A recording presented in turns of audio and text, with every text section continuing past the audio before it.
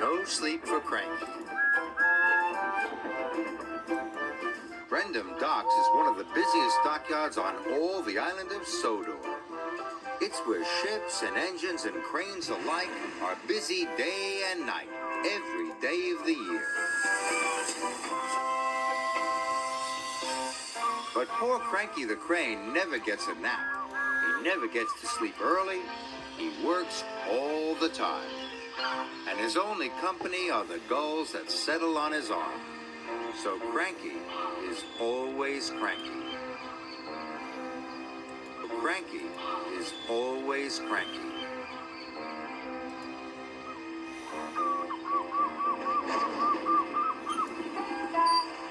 Ahoy there, Cranky, cried Salty.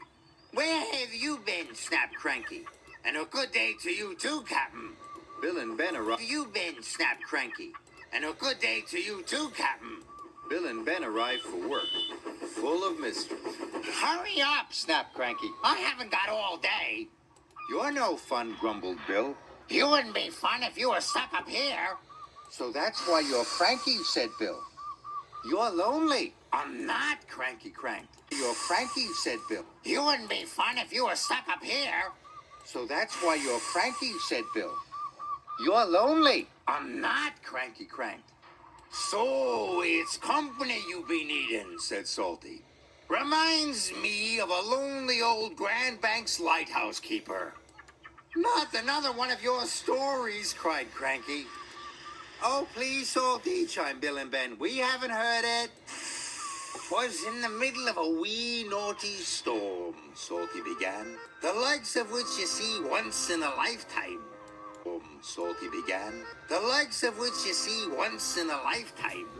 This made Cranky very cranky. So cranky that he swung his arm round.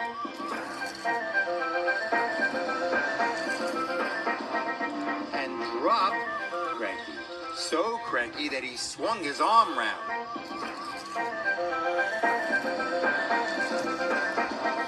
And dropped the pipes onto the tracks instead of the trucks.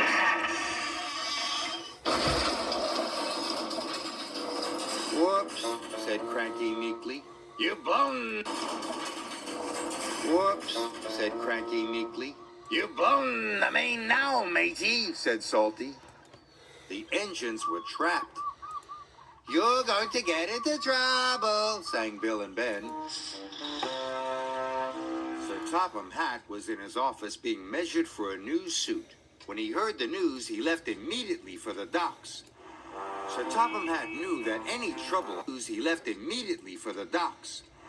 Sir Topham Hatt knew that any trouble at the docks could cause confusion and delay. You have made a terrible mess, Cranky, he said sternly. I'm sorry, sir, Cranky whispered. You engines will have to stay here tonight until Harvey clears up this mess in the morning.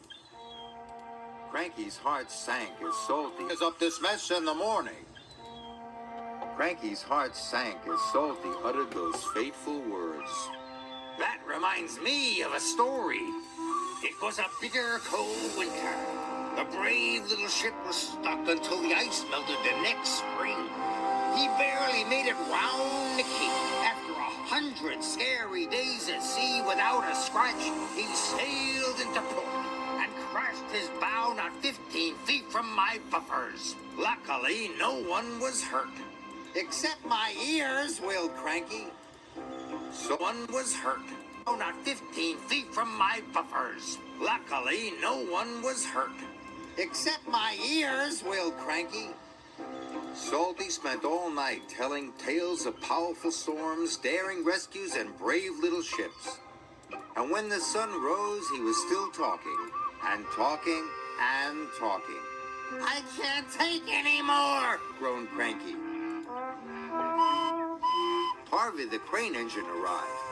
Sir Topham Hatt sent me to help clear away this mess, he puffed proudly. Cranky was so pleased the engines would be going soon, he forgot to be cranky.